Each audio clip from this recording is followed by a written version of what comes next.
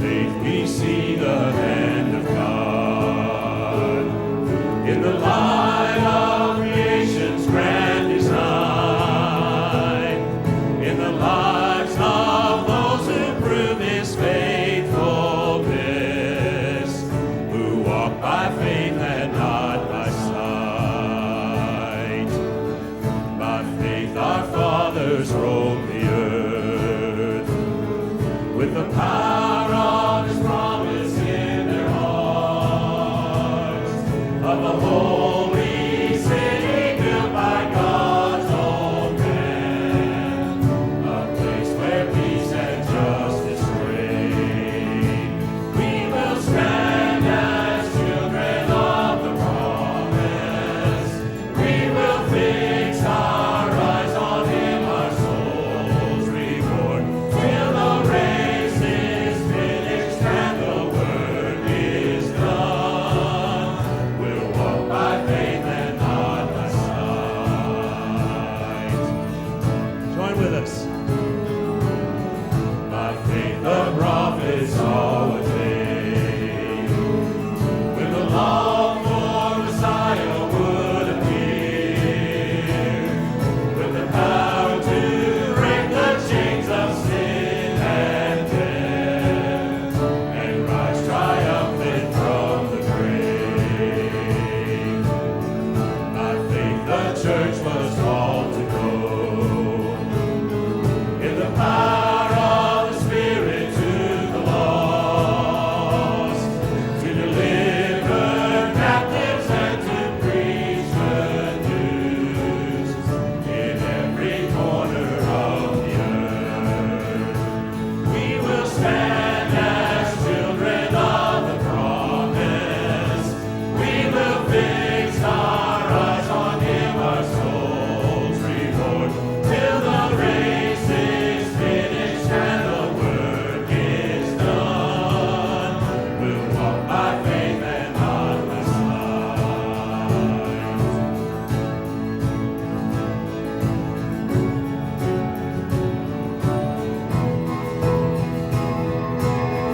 By faith the mountains shall be moved, and the power of the gospel shall prevail.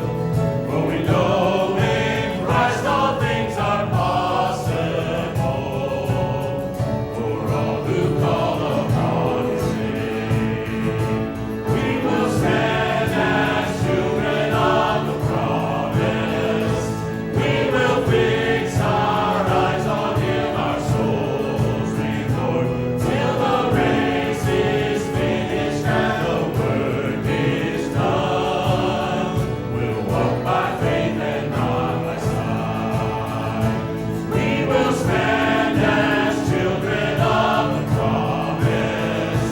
We will fix our eyes on Him, our soul's reward, till the race is finished and the work is done. We'll walk by faith and not by sight. We'll walk by faith and not by sight.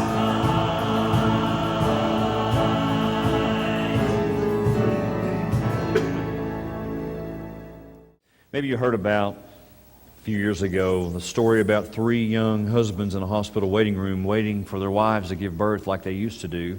Now they're right there with them. But they were out in the waiting room waiting. The nurse came in to the first father and she said, "Congratulations, your wife just had twins." And he said, "Wow, that's a pretty cool coincidence. I work for the Minnesota Twins." Next time the nurse comes in, she talks to a guy, she says, "Congratulations, you have triplets." He said, "Well, that's pretty neat. I work for 3M. And the third guy passes out. And so the nurse helps him and wakes him up, and she says, "What's the matter?" He said, "I work for 7-Up. I know, that's corny, but let's talk about children. Children are a treasure from the Lord. They're also this huge, awesome responsibility. Huge responsibility. And we're not to take it lightly. They are not a short-term loan. They are a long-term investment. And so as parents, we have been given this huge responsibility to raise our children and encourage them in their own relationship with Christ. As one author wrote this, children are not things to be molded, but are people to be unfolded. They're humans. So over the years, many people have given some ideas and suggestions on how to be a good parent. For example, Mark Twain suggested one time when a kid turns 13, stick him in a barrel, nail the lid on top, and feed him through the knothole. When he turns 16, plug up the knothole. There are some better options on parenting. The Bible provides a great model. Ephesians chapter 6, verse 1 through 4 is our great model. And it says this, children, obey your parents in the Lord, for this is right. Honor your father and mother, which is the first commandment with promise, that it may be well with you, and you may live long on the earth. And you, fathers, do not provoke your children to wrath, but bring them up in the training and the admonition of the Lord. Someone wisely said this, a child is not likely to find a father in God unless he finds something of God in his father. So some keys for a great relationship for parents and children. The very first thing is this, there's some instructions here for children. There's some instruction for children. Again, 1, 2, and 3 tell that. Children, obey your parents in the Lord, for this is right. This is what you should be doing. Thomas Hanson of Boulder, Colorado, sued his parents for $350,000 on grounds of malpractice of parenting. He charged in his suit that his mother and father had botched his upbringing so badly that he would need years of costly psychiatric treatment. That's what parents are supposed to do a little bit. Make your kids have to go through some kind of counseling and think of who they are. Parents are to move things with their children. Instruction for children. There's a lot of statistics about the family today that are very alarming. You know them. I'm not going to go over them. But the family has changed the last 40 years. But I want to focus on what God says about how to have a better relationship with your child. So here in this passage, the word translated obey is a very helpful word to understand. It comes from two words, the word under and the word listen to, or the two words listen to. So it literally means this, to listen under. To listen under. So it's a picture of a doorman waiting, ready for the door to be open, ready to answer the door when a knock comes. So they are listening and waiting. That's what children should be doing, listening under their parents. So obedience involves conscious listening. If one doesn't listen, how can they obey? That's why parents are always saying, listen to me. Listen to me. So the idea is to listen under with the intent to understand and then do it. Notice it says this, obey your parents in the Lord. Obey your parents in the Lord. They are your spiritual guides, and we are to obey parents, especially in things that are consistent with Christ and His Word. And so the other word here for honor is a word that means to value or to set high, to set at a high price, to value something. It comes from a root word which means to pay. To pay. Honoring your parents goes just beyond doing what they say, which is obedience. It deals not only with the outward behavior, but also with the inward attitude. Honoring means that you hold your parents in high regard, that they are very much a part of your life, and you honor them, you lift them up. They are valuable to you. When kids don't listen, some parents choose to take an approach different from a traditional punishment. Henry Warren was tired of seeing how poorly his son's dental hygiene was. And so when his son lost a tooth, he wrote a strongly worded letter posing as the tooth fairy. Specifically, Barry T. Tooth Fairy. And here's what he wrote in his letter to his son. This letter is to inform you that I have now taken receipt of your tooth. It's being duly processed in our system. You will have noticed that there has been a delay in your payment for the tooth. I have to inform you, Mr. Warren, that this is due to the condition of which we found said tooth. We do expect a certain amount of wear and tear on the teeth when we appraise. However, in this case, your tooth had to be referred up to the committee for further analysis. We believe this is due to the lack of care and attention by yourself. We have detected more than a trace amount of coke, residual amounts of both cereal and chocolate which have not been removed by appropriate brushing technique. We recommend that you review your practice here as a matter of urgency. If you do not start taking better care of your teeth, we will withhold all future payments. Sincerely, Barry T. Tooth Fairy. Somehow, some way, you got to get the attention of children. Children need to understand this. Parents are sinful. We've got all the boys and girls in here this morning. You need to know this, boys and girls. Your mom and dad are sinners, just like you are. We make mistakes. But in spite of weaknesses, children are told to obey and honor their parents. Holding your parents in high regard revolves these two attitudes. Respect. You respect your parents. Children usually go through some stages learning to respect their parents.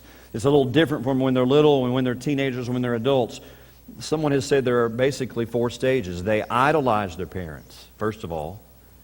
Their parents can do anything. They're just idolizing them. And then they demonize them. They blame their parents for all the troubles. You won't let me do this. You won't let me do that. And then they utilize them. Dad, can I have the keys? Mom, what's for supper? And then they humanize them. They realize they're not gods and they're not devils. They are human. And so obedience flows from respect. To honor your parents means that you respect them. It means that you value them as a person. And so, do you recognize that your parents love you? They have good points. Recognize also that your parents are human and they're going to make mistakes.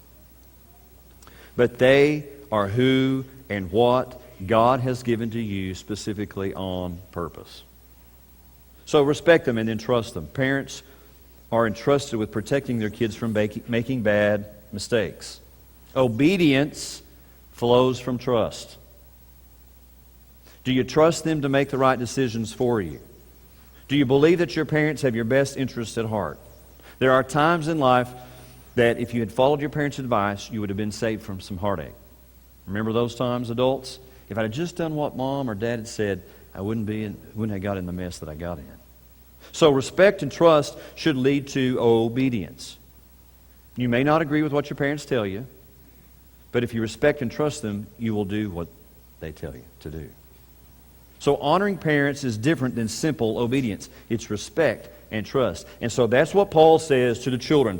Children, do this. But then there's guidance for the parents. Number 2, there's guidance for every parent. In verse 4, you fathers do not provoke your children to wrath, but bring them up in the training and the admonition of the Lord.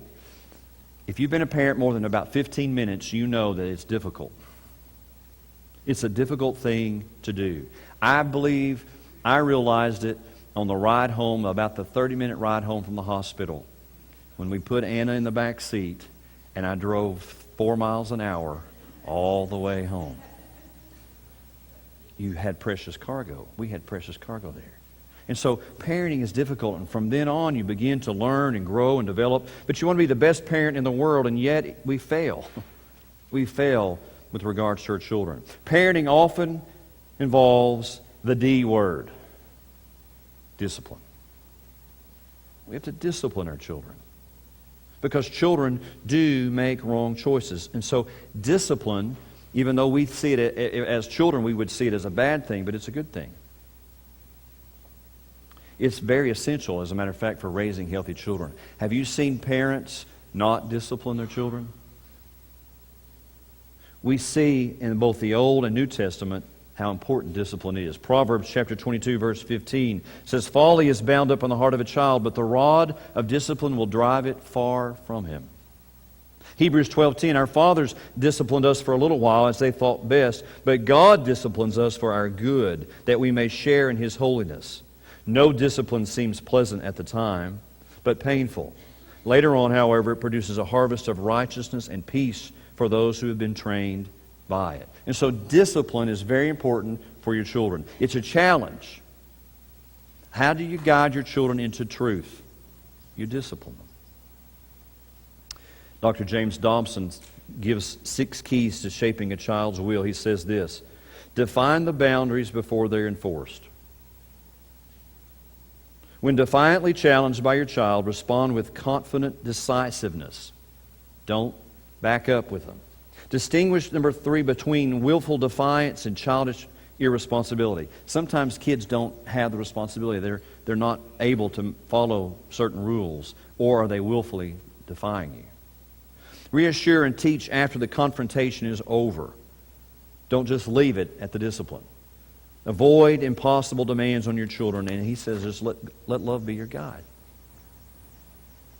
The Apostle Paul is writing to a pagan, evil Roman world. And during that time, the Roman fathers had absolute power over their children. It was called the patria potestas. What's that mean? When a child was born, they would bring the child and they would lay the child at the father's feet. If the father picked up the child, that was the approval, they kept the child. If the father left the child there, the child would be taken to the dump and be thrown away. And what would happen at that dump, people would come in and they would get those children and they would raise them as slaves and prostitutes and other things. So, when that child, if he kept that child and the child became an adult, the Roman father also had the right to kill his parents, his children, or even to cause them to be slaves to other people. So, Roman children remained under the control of their fathers until the father died. In Roman culture, children never came of age. You were always under the control of your father. What happens? Christianity changes that. Christianity elevated the lot of both women and children. Don't let any feminist tell you that's not true, because it is. Paul was not against women and he was not against children, nor was Christ. And so they elevated women and children. Christianity recognizes that children are created in the likeness and the image of God. They are persons with divinely given rights and responsibilities. They have a right to live, whether in the womb or out of the womb. The Bible says children are a heritage from the Lord. Jesus Christ himself came as a child, didn't he? And we're told that Jesus, what did he do with little children? He loved them. He loved them. So Christianity has elevated children and women. So, through the Apostle Paul, Christ now tells us how we must order our homes. Every aspect of the life at home is to be lived in the light of Ephesians chapter 5, verse 18. Be filled with the Spirit. Be filled with the Spirit. Be filled with the Spirit. And Ephesians 5:21, submit to one another out of reverence for Christ. And so without obedience to those principles, family relationships cannot prosper. If you're not filled with the Holy Spirit, in other words, you're not doing what the Holy Spirit wants, He's not in control of your life, then you're not going to be a very good parent. Nor are you going to be a very good child. Be filled with the Spirit, he tells them. Be filled with the Holy Spirit and submit to one another out of reverence for Christ. So happy homes consist of Spirit-filled people who are submitting and yielding to one another. And so in spite of this culture, Paul tells the fathers, do not provoke your children to wrath. This principle, I believe, applies both to men and women. What is wrath? Anger. Anger and wrath. Don't parent in such a way as to provoke your kids to be mad at you or to be mad at the church. They listen to what you say about the church. You stop going to church, they're going to stop going to church. They're listening. Don't get your kids mad at the church. Don't teach your kids to be mad at God. God did this to me. God did that to me. God's caused this. God's caused that.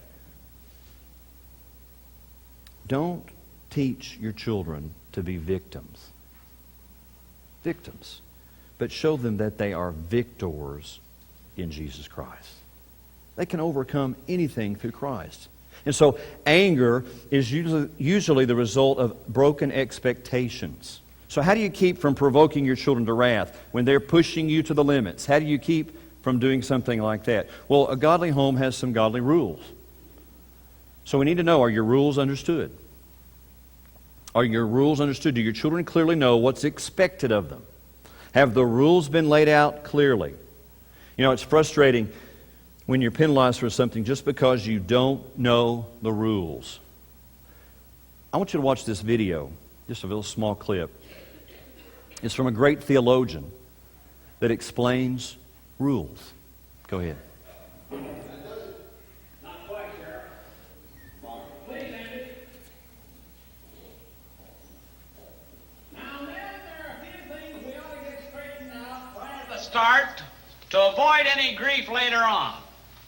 Now, here at The Rock, we have two basic rules. Memorize them so that you can say them in your sleep. The first rule is, obey all rules. Secondly, do not write on the walls, as it takes a lot of work to erase writing off of walls. Now, as we tell all men when the gates shut behind them, are your rules understood? Your kids, your children need to know what the rules are. You may have them in your head, but your kids need to understand what the rules are. Secondly, are your rules consistent? Are they consistent from one child to the next child? If you have two or more. Children will always test the limit of the fence. This provides security for them. And so when the limits are inconsistent, there is fear. And so rules need to be fixed and to be enforced. As the child grows, the rules can be modified as long as they're clearly communicated. Consistent rule. A rule that is not enforced is not a rule at all. It's you pretending to be a parent. What if the speed limits were clearly posted but never enforced? If I asked for a poll, most of us have probably gotten a ticket for going over the speed limit. What if they posted it's 55, 35, 45, whatever it is, but never enforced? Well, it'd be a joke. It'd be a joke. Nobody would follow the rules. And so your rules need to be consistent. Thirdly, are your rules demonstrated? Do you demonstrate your rules to your kids? In other words, do you apologize when you fail? When you mess up, do you apologize to your kids? Or are you too big for that? Where rules are based on principles, it's important that you hold the principle yourself. Listen, you can't tell a child not to smoke if you smoke. You can't tell a child not to live with somebody if you've lived with somebody. You can't tell a child not to get drunk if you've been drunk. You've got to live the principle. You've got to live the rules. Demonstrate them clearly. Rules must be modeled before they will be followed. Children have never been good at listening to their elders, but they have never failed to imitate them. James Baldwin said that. Billy Graham once said, children will invariably talk, eat, walk, think, respond, and act like their parents. Give them a target to shoot at. Give them a goal to work toward. Give them a pattern that they can see clearly, and you give them something that gold and silver cannot buy. Lastly, are your rules surrounded with affirmation and praise? Are you praising your child? It's always easier to correct when encouragement and affirmation are there. Condemnation and correction are not the same. Condemnation seeks to destroy. Correction seeks to build up. Discipline is given to help, not to hurt. Oh, I don't want to hurt my child. I don't want to bother their self-esteem, so I'm not going to tell them no. I'm never going to tell them no. I'm going to let them do what they want to do. I heard about a parent not too long ago. Somebody asked them about raising their child in church. They said, well, I'm going to let my child decide that. I'm just going to let my child decide if they're going to go to church or not. Well, how old are you going to let them decide that? Oh, this person had a baby, probably in their elementary years. I'm going to let them decide whether they want to go to church or not. Well, what's going to be the answer to that for that kid? Do you just let them decide if they want to go to school or not? That's going to translate into, if I don't want to go to work today and I don't feel like it, I'm not going to go. It's a commitment. We're to teach our kids some strong, strong biblical values and affirm them and praise them. Remember, not to just point out the bad, but also the good in your child's action. Heard about a little boy who brought home his report card and didn't have very good grades on it. His mother asked, what do you have to say about this? He stood there a few minutes and looked at the floor. And he simply said, well, Mom, you know, one thing is for sure. You know, I'm not cheating. I'm not cheating. Henry Ward Beecher said, greatness lies not in being strong, but in the right use of strength. Listen, God's not called you to beat your children into submission. He's called you to teach your children into submission. To teach your children about the rights and the wrongs, the good and the evil, about God and about Satan. Teach them that. Here's the third thing, we're finished. Communication is essential for both. Communication is essential for both. It's often the key for building trust and gaining respect. In any relationship, communication has to be the key. When husband and wife stop talking to one another, the marriage is breaking down. When mom and dad stop talking to kids and the kids stop talking to mom and dad, the relationship is breaking down. Communication is the key to avoiding confusion. Something happens with teenagers. Most spend very little time talking to their parents. They're pulled from their parents. A lot of times when they do talk, it's just confrontational. They just want to argue. Words spoken in anger can be devastating to a child. And they can be devastating to a parent. We must always watch what we say. I think I've told you before, but one time my mother was mad at me, and I was mad at my mother when I was a kid. And I just looked at her and said, "I hate you." And the look on her face, I can see it right now. I had cut her so deep. And instantly, I ran and hugged her. And I said, "I don't mean that. I don't hate you." We've got to be careful what we say. Be careful what you say to your kids. Kids, be careful what you say to your parents. Proverbs 10:19, when words are many, sin is not absent, but he who holds his tongue is wise. Sometimes it's better just to keep your trap shut. That's what that proverb says in my mind. He who holds his tongue is wise. Choose your words wisely, knowing what to say, when to say it, how to say it. Those are the keys to successful communication. You are responsible for your own action, not those of another. Allow your children to talk to you about anything at any time. Don't ever tell your children you're too busy to talk to them. I'm working on the computer right now. I'm reading the paper right now. I'm watching this sports thing right now. Don't talk to me. Don't ever do that. What you're doing is putting up a wall and saying, "I'm not communicating with you. I'm not interested. Something else is more important in my life than you right now." You should allow your children anytime, any way, any place to talk to you. And children, boys and girls, go to your parents and talk to them. Talk to them. Now, do following some of those rules and some of those issues from the Scripture mean my kids are going to turn out perfect? Have you ever met a perfect kid? Me neither. Were you the perfect kid? No.